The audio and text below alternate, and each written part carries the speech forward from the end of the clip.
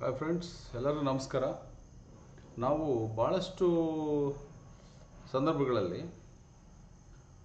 ಪಾಠ ಬೋಧನೆ ಮಾಡೋಕ್ಕೆ ಹೋಗ್ತೀವಿ. ಆದರೆ ಅನೇಕ ಸಲ ಪಾಠ ಬೋಧನೆ ಯಾಕೆ ಮಾಡ್ತೀವಿ ಅನ್ನೋದನ್ನೇ ಮರ್ತೋಗ್ತೀವಿ. ಅದು ಒಮ್ಮೊಮ್ಮೆ ಆಗುತ್ತೆ. ಇದು ಪಾಯಿಂಟ್ ನಂಬರ್ 1. ಪಾಯಿಂಟ್ ನಂಬರ್ 2, ನಾವು ಪಾಠ ಬೋಧನೆಯನ್ನು ಮಾಡುವಾಗ ಅಥವಾ ಮಾಡೋಕ್ಕೆ ಹೊರಟಾಗ ನಾವು ಒಂದು ನಿರ್ದಿಷ್ಟವಾದಂಥ ಒಂದು ಕ್ವಾಲಿಟಿಯನ್ನು, ಒಂದು ಕಾಂಪಿಟೆನ್ಸಿನ ವಿದ್ಯಾರ್ಥಿಯಲ್ಲಿ ಬೆಳೆಸಬೇಕು ಅನ್ನುವಂಥ ನಿಟ್ಟಿನಲ್ಲಿ ಪಾಠ ಮಾಡ್ತೀವಿ. ಶಿಕ್ಷಣ ಅಂದ್ರೆ ಅದು ನಿಮಗೆ ಗೊತ್ತಿದೆ. Education is A manifestation of A perfection which is already present in the man. ಅಥವಾ ಅವನ ವರ್ತನೆಯಲ್ಲಿ ಬದಲಾವಣೆಯನ್ನು ತರತಕ್ಕಂಥದ್ದು ಶಿಕ್ಷಣ ಅಂತ ಹೇಳ್ತೀವಿ.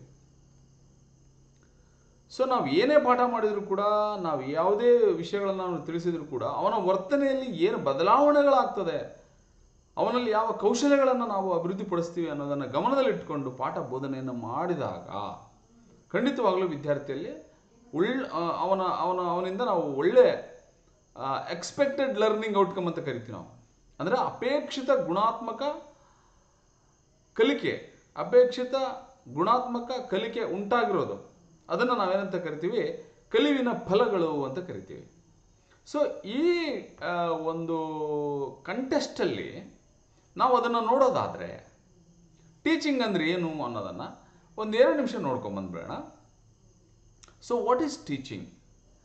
Teaching is the best approach to understanding the nature of teaching is establishing a harmonious relationship between teacher, student and subject. ಇಲ್ಲಿ ನಾನು harmonious relationship between teacher, student and subject ಅಂತ ಯಾಕೆ ನಾನು ಇನ್ನೊಮ್ಮೆ ಇದನ್ನು ಒತ್ತಿ ಹೇಳಕ್ಕೆ ಇಷ್ಟಪಡ್ತೀನಿ ಅಂದರೆ, ಒಂದು ಹಾರ್ಮೋನಿಯಸ್ ರಿಲೇಷನ್ಶಿಪ್ ಅಂದರೆ ಅದರದ್ದು ಕ್ವಾಲಿಟಿನೇ ಬೇರೆ. ಇಲ್ಲಿ ನೋಡಿ, ವಿಷಯವನ್ನು ತಿಳಿಸಿ ಬರೋವಂಥದ್ದಕ್ಕೆ ನಾವೇ ಬೇಕಾಗಿಲ್ಲ. ಅದನ್ನು ಹೇಳಲಿಕ್ಕೆ ಸಾಕಷ್ಟು ನಮಗಿನ್ನೂ ಚೆನ್ನಾಗಿ ಯೂಟ್ಯೂಬ್ಗಳಲ್ಲಿ ಬರ್ತದೆ, ನಮಗಿನ್ನೂ ಚೆನ್ನಾಗಿ ಅದನ್ನು ಅವನು ವಿದ್ಯಾರ್ಥಿ ಬೇರೆ ಮೂಲಗಳಿಂದ ಕಲಿಬಲ್ಲ. ಆದರೆ ನಾವು ವಿಷಯವನ್ನು ಇಟ್ಕೊಂಡು ಅವನಿಗೆ ಅದನ್ನು ಮನದಟ್ಟು ಮಾಡುವ ನಿಟ್ಟಿನಲ್ಲಿ, ಅವನಿಗೆ ಅದನ್ನು ಕರಗತ ಮಾಡಿಸುವ ನಿಟ್ಟಿನಲ್ಲಿ ಏನು ಟೀಚರ್ ವರ್ಕೌಟ್ ಮಾಡ್ತಾರಲ್ಲ, ಅದು ನಿಜವಾದ ಒಂದು ಖುಷಿಯನ್ನು ಕೊಡುವಂಥ ಸಂಗತಿ ಶಿಕ್ಷಕ ವೃತ್ತಿಯಲ್ಲಿ. ಸೊ ಅದನ್ನು ನಾವೇನಂತೀವಿ, harmonious relationship between teacher, student and subject. ಒಂದು ಸಬ್ಜೆಕ್ಟಲ್ಲಿ ಅವನಿಗೊಂದು ಹಾರ್ಮೋನಿಯಸ್ ರಿಲೇಷನ್ಶಿಪ್ ಬರಬೇಕಪ್ಪ. ಹೇಗೆ?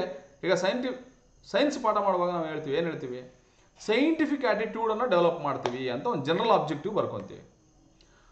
ಸೈನ್ಸ್ ಪಾಠ ಮಾಡೋರು ಸೈಂಟಿಫಿಕ್ ಆ್ಯಟಿಟ್ಯೂಡನ್ನು ಅವನಲ್ಲಿ ಡೆವಲಪ್ ಮಾಡಬೇಕು ಅಂತ ಹೇಳೋದಾದರೆ, ಆ ಸೈಂಟಿಫಿಕ್ ಆ್ಯಟಿಟ್ಯೂಡ್ಗೆ ಡೆವಲಪ್ ಮಾಡಬೇಕಾದ್ರೆ 7 ಅಂಶಗಳಲ್ಲಿ ಬರುತ್ತೆ. ಸೈಂಟಿಫಿಕ್ ಆ್ಯಟಿಟ್ಯೂಡ್ ಅಂದರೆ ಏನು? ಯಾವುದನ್ನು ಕೂಡ ಪರೀಕ್ಷಿಸದೆ ನೀನು ಒಪ್ಕೋಬೇಡ, ದತ್ತಾಂಶಗಳನ್ನು ಆಧಾರದ ಮೇಲೆ ನೀನು ವಿಷಯವನ್ನು ನಂಬು ಅನ್ನೋಂಥದ್ದು ಸೈಂಟಿಫಿಕ್ ಆ್ಯಟಿಟ್ಯೂಡಲ್ಲಿ ಬರುತ್ತೆ. ಬ್ಲೈಂಡಾಗಿ ನಂಬಬೇಡ ಅನ್ನೋಂಥದ್ದು. ಆ ಕ್ವಾಲಿಟಿನ ನಾವು ಪಾಠ ಮಾಡಿ ಮುಗಿಸಿದ ಮೇಲೆ ಇದನ್ನು ಆ ಮಗು ಎಷ್ಟು ಮಟ್ಟಿಗೆ ಅವನು ಅಳವಡಿಸ್ಕೊಂಡ ಅನ್ನೋದನ್ನು ಏನು ನೋಡ್ತೀವಲ್ಲ, ಆವಾಗ ಟೀಚರ್ಗೂ ಸ್ಟೂಡೆಂಟ್ಗೆ, ಸಬ್ಜೆಕ್ಟ್ಗೆ ಒಂದು ಹಾರ್ಮೋನಿಯಸ್ ರಿಲೇಷನ್ಶಿಪ್ಪು ಬಿಲ್ಡ್ ಆಗುತ್ತೆ ಅನ್ನೋದನ್ನು ನಾವು ಈ ಟೀಚಿಂಗಲ್ಲಿ ನೋಡ್ಬೋದು. ಟೀಚಿಂಗ್ ಬಗ್ಗೆ ಸುಮಾರಿದೆ, ಹೇಳ್ತೀವಿ ನಾವು. Teaching is not A cup of tea. ಅಷ್ಟು ಸುಲಭ ಇಲ್ಲ. ಇವತ್ತಿನ ಜಮಾನದಲ್ಲಿ ಟೀಚಿಂಗ್ ಮಾಡಲಿಕ್ಕೆ ಒಂದು ಕಂಟೆಂಟ್ ಇದ್ದರೆ, ಅವಾಗ ಈಗಿನ ಸ್ಟ್ಯಾಂಡರ್ಡ್ಸ್ಗೆ ಅಪ್ಗ್ರೇಡ್ ಆಗಿದ್ದರೆ ಮಾತ್ರ ಪಾಠ ಮಾಡೋಕ್ಕೆ ಸಾಧ್ಯ. ಈಗಿನ ಒಂದು ಟೆಕ್ನಾಲಜಿನ ಯೂಸ್ ಮಾಡಿಕೊಂಡು ಒಳ್ಳೆ ಉತ್ತಮ ರೀತಿಯಲ್ಲಿ ಮಕ್ಕಳಿಗೆ ನಾವು ಇನ್ವಾಲ್ವ್ ಆಗಿ ಅವರಲ್ಲಿರ್ತಕ್ಕಂಥ ಕಾಂಪಿಟೆನ್ಸಿನ ನಾವು ಎಸ್ಕಲೇಟ್ ಮಾಡಿ, ಅದನ್ನು ಅವನಿಗೆ ಓರೆ ಹಚ್ಚಿ, ಅದನ್ನು ತಿದ್ದಿ, ಅದನ್ನು ಅಪ್ಲಿಫ್ಟ್ ಮಾಡೋದಿದೆಯಲ್ಲ, ಇಟ್ ಇಸ್ ಹೈಲಿ ಒಂದು ಏನಂತ ಕರಿತೀವಿ ನಾವು, ತುಂಬ ಅದಕ್ಕೆ ಭಾಳ ವರ್ತ್ ಇರುವಂತಹ ಜಾಬ್ ಅದು. ಸೊ ಟೀಚರ್ ಬಗ್ಗೆ ನಾನೇನು ಮಾತಾಡೋಕ್ಕೆ ಹೋಗಲ್ಲ. ಇಲ್ಲಿ ಟೀಚಿಂಗ್ ಮೆಥಡ್ ಬಗ್ಗೆ ನಾನು ಮಾತಾಡೋಕ್ಕೆ ಇಷ್ಟಪಡ್ತೀನಿ. ಟೀಚಿಂಗ್ ಅಂದರೆ ಏನು, ಅದು ಯಾವ ರೀತಿ ಇರುತ್ತೆ ಅಂದರೆ, ಟೀಚಿಂಗ್ ಅಂದರೆ ಪಾಠನೇ ಮಾಡಬೇಕು ಅಂತಿಲ್ಲ. ಅದಕ್ಕೆ number of ways are there. ಮಗುವಿನ ಪಾಠ ಹೇಳೋಕ್ಕೆ, ಮಗುವಿನ ವಿಷಯ ತಿಳಿಸ್ಲಿಕ್ಕೆ ಭಾಳಷ್ಟು ವಿಧಾನಗಳಿದೆ. ನೀವು ಒಂದು 100 ವರ್ಡ್ ಹೇಳೋದನ್ನು ಒಂದು ಪಿಕ್ಚರ್ ಹೇಳುತ್ತೆ, ಒಂದು ಪಿಕ್ಚರ್ ತೋರಿಸಿ ನೀವು ಪಾಠ ಮಾಡ್ಬೋದು. ಪಾಠ ಮಾಡೋದಕ್ಕೆ ಬೇರೆ ಬೇರೆ ವಿಧಾನಗಳಿದೆ, ಹೇಳ್ತೀನಿ ಮುಂದೆ.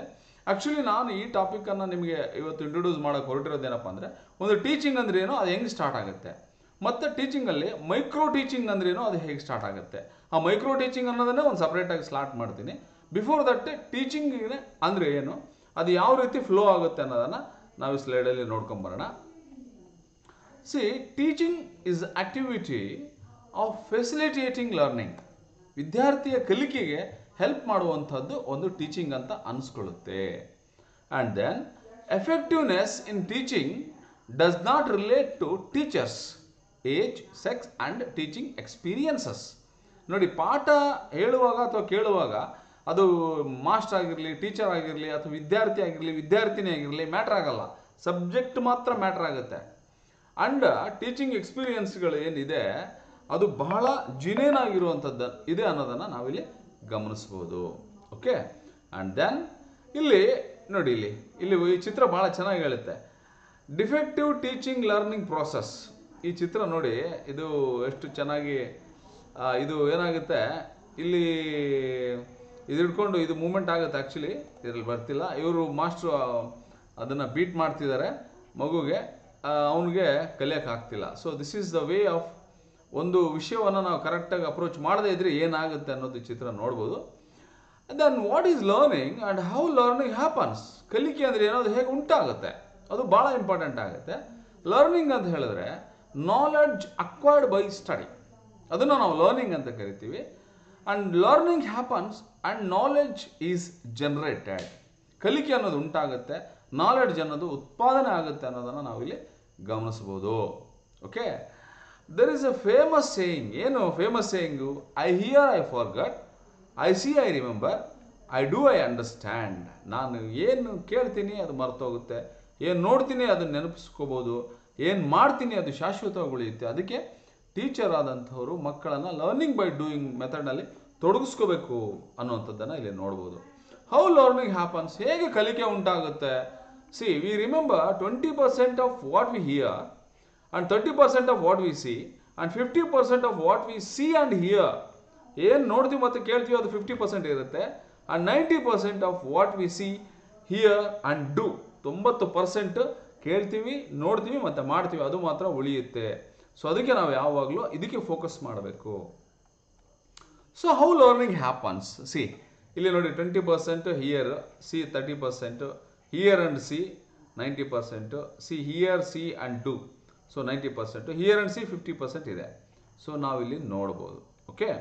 Then let us come to micro teaching. ಈಗ ಇಲ್ಲಿ ಏನಪ್ಪ ಅಂದರೆ, ಒಂದು ಮೈಕ್ರೋ ಲೆವೆಲಲ್ಲಿ ಟೀಚಿಂಗ್ ಹೇಗಾಗುತ್ತೆ, ಅದನ್ನು ಪ್ರತಿ ಸ್ಟೇಜಲ್ಲೂ ಹೇಗೆ ಮಾಡಬೇಕು, ಯಾವ ರೀತಿ ಅನ್ನೋದನ್ನು ನಾವು ಸ್ಟೆಪ್ಸ್ಗಳನ್ನು ನೆಕ್ಸ್ಟ್ ಸ್ಲೈಡಲ್ಲಿ ನೋಡೋಣ. ಸೊ ಅಲ್ಲಿವರೆಗೂ ಟೇಕ್ ಕೇರ್, ಬಾಯ್.